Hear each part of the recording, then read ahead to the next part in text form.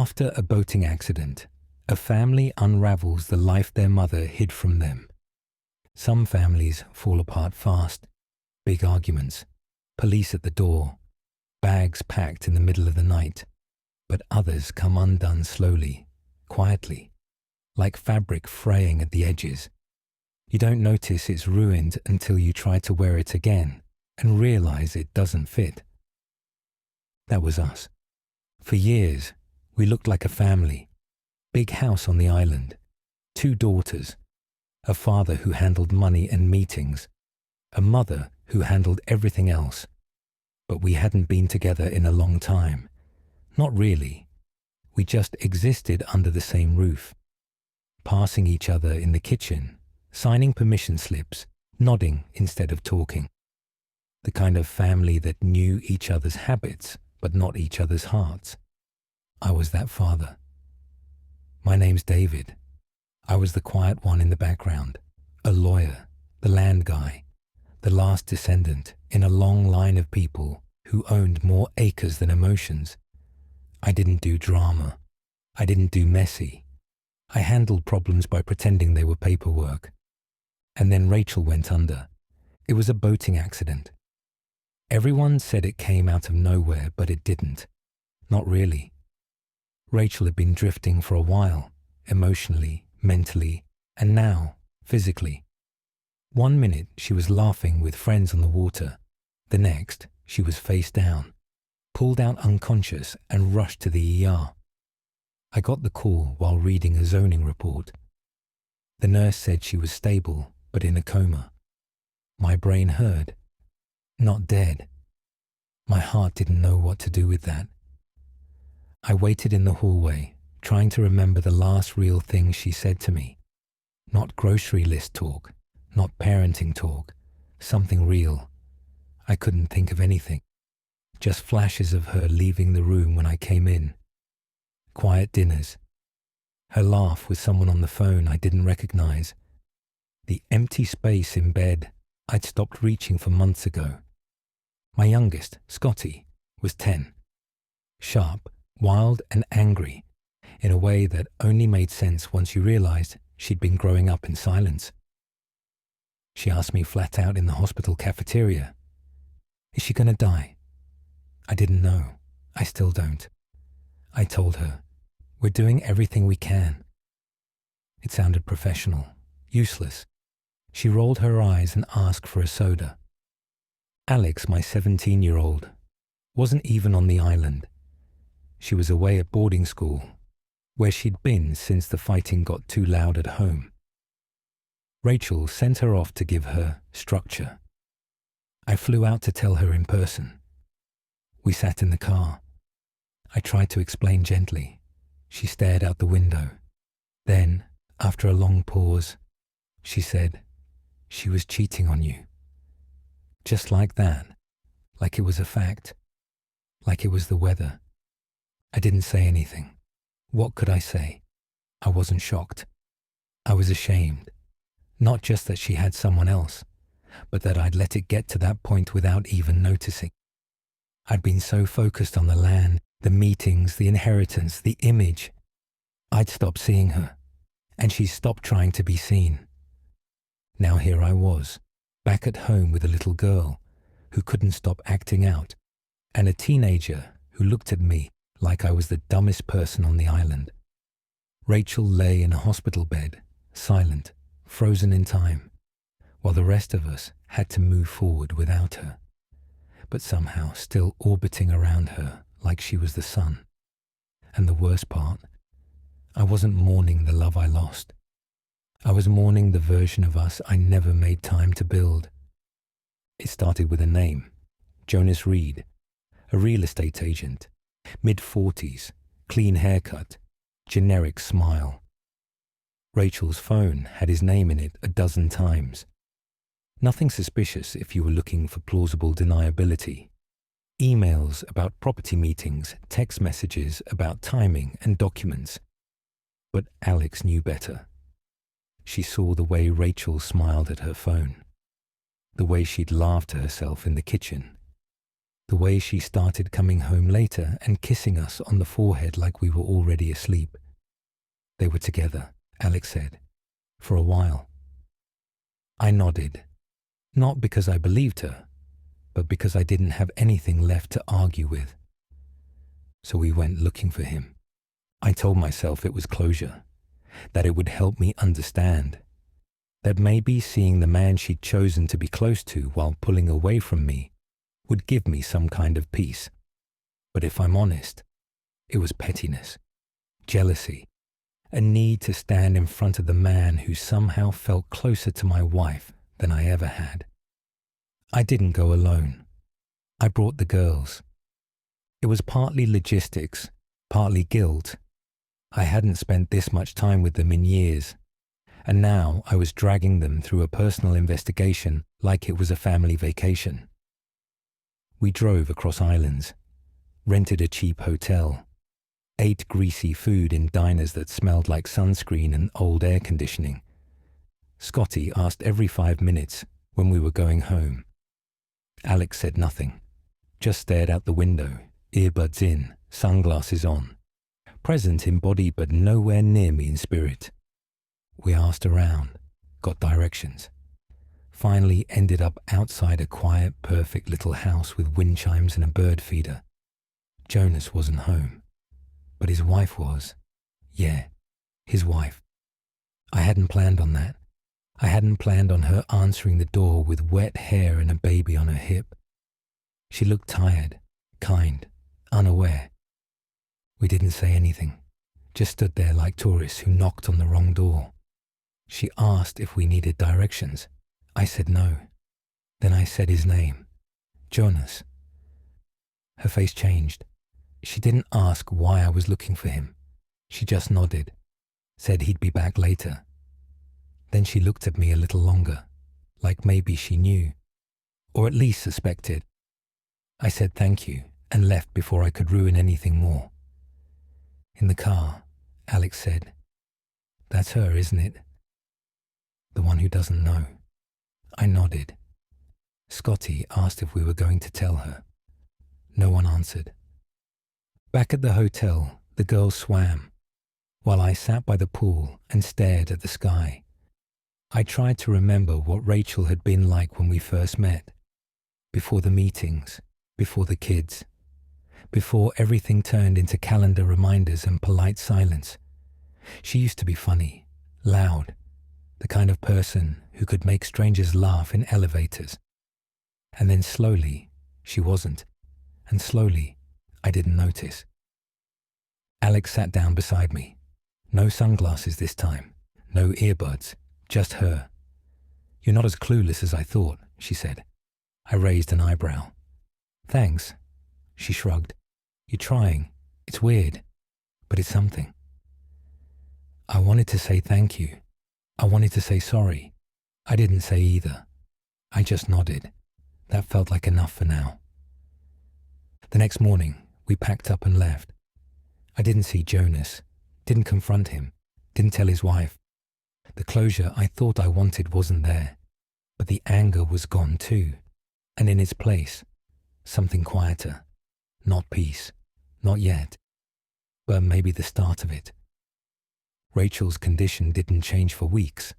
Not better, not worse, just still. Tubes, monitors, machines doing the work her body no longer seemed interested in. The hospital called it a persistent vegetative state. I hated that term. It sounded cold, like she was already gone, but everyone was too polite to say it out loud. When we got back from the trip, I started visiting her alone. Every day. Just me and the beeping. I sat by the window and read the newspaper. Talked about the girls. About what the house smelled like now. About how weird it was to cook for myself. I told her stupid things, like how Scotty started putting ketchup on everything. Or how Alex finally cleaned out her closet. I talked like she could hear me. But I didn't believe she could. I did it because not talking felt worse. Alex stopped coming. She said it was pointless. "She's not there," she told me one morning. "You're just talking to her body. Scotty still asked about her every night, but it was softer now, less angry. She drew pictures and asked me to leave them on Rachel's bedside table. I did. One night, I got a call from the hospital. They wanted to talk about next steps, the ones you don't think you'll ever have to make. They asked if Rachel had a living will. She didn't. They asked what she would have wanted. I didn't know. We never talked about this. We were too busy being busy. So they told me to think and to be ready. That same night, I sat down with the girls. It was the hardest conversation I've ever had. Not because of the medical part or the paperwork, but because there was no clean version of it, no way to make it gentle. I told them she wasn't going to wake up, that this wasn't a coma you get better from, that maybe the kindest thing we could do was let her go. Scotty cried, then screamed, then cried again. Alex didn't cry at all. She just said she wouldn't want this. And I believed her. I filed the paperwork the next morning. Quiet, number guilty, relieved, all of it at once. And then I went back to the hospital, sat beside Rachel, held her hand, and told her everything I should have said years ago. That I was sorry I stopped listening. Sorry I thought paying bills was the same as showing up. Sorry I assumed we'd have more time. I told her I didn't hate her for Jonas. I hated myself for making it easy to leave. And when I left the room that day, something felt lighter. Not better, but lighter. Rachel passed just after sunrise. Peacefully, the nurse said, like she waited for the house to be quiet. I'd stayed the night. Not because I expected anything to happen, but because it felt wrong not to. I was holding her hand when the monitors went still. It didn't feel dramatic, just final. Like a door closing in a house I no longer lived in. I signed the forms, walked out to the parking lot, sat in the car for 30 minutes before I could turn the key. Telling the girls was harder than I expected. Scotty didn't say anything, just crawled into bed and pulled the blanket over her head. Alex stared at the floor, then went outside, and didn't come back in until it got dark. I made dinner no one ate. I washed dishes that were already clean. I sat at the table long after the lights were off. The next day, the calls started. Cousins, neighbors, lawyers. One of them wanted to confirm the timeline for the land deal. They asked if I was still planning to go through with it. I almost laughed. My wife had just died. My daughters were barely speaking to me, and they wanted to know if the trust would be signed by Thursday. For years, I'd been the trustee of a massive stretch of untouched land on Kauai, passed down from generations of king family blood. It was worth millions, maybe more. Developers wanted it. The cousins wanted their cut. Everyone had plans for it. Malls, resorts, luxury condos. I was the only one who'd been holding out, trying to delay, pretend we were still deciding. But now I had to choose. I brought it up at dinner casually, told the girls that the deal might be finalized soon, that it could mean a lot of money, a lot of changes. Scotty said, "What's the point?"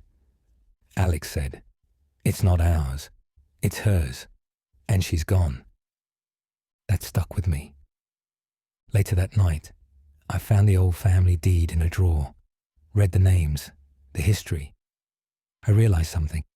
This land was more than an asset. It was the only thing tying us together. Me, the girls, Rachel, our roots.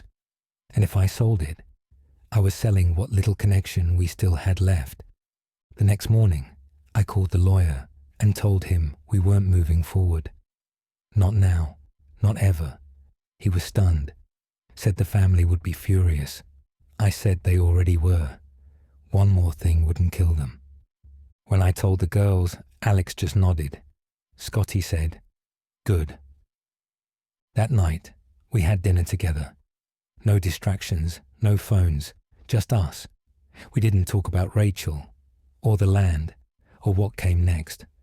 We just passed dishes, chewed slowly, and stayed in the same room for longer than 10 minutes. It wasn't healing, but it was something. It didn't change overnight.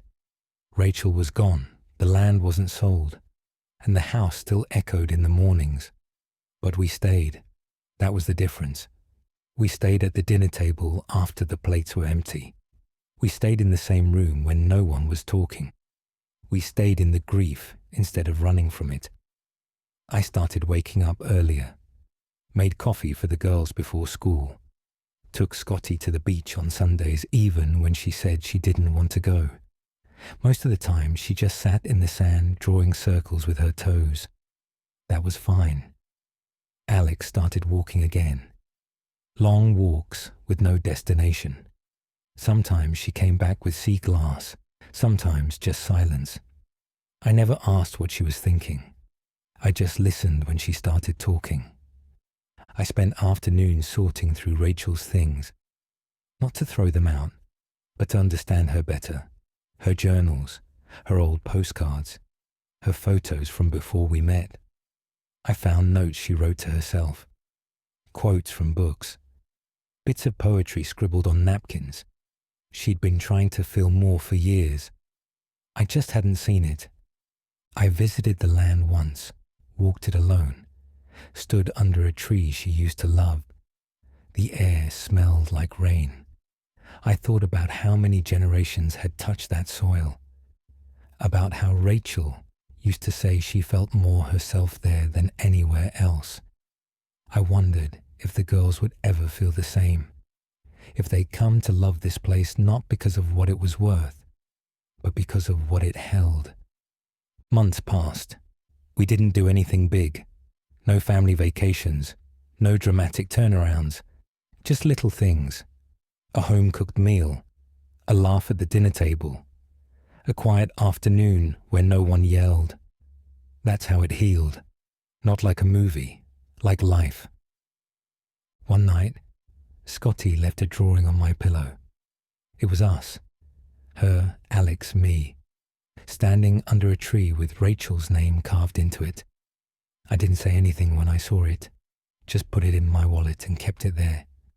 Alex left for college that fall. She hugged me tighter than I expected. Said, "You're better now." I told her I was still learning. She said, "So am I." I watched her walk away, backpack slung over one shoulder, messy hair, bare face, everything Rachel and everything her own. And I thought, maybe we don't need to start over. Maybe we just need to stop walking away.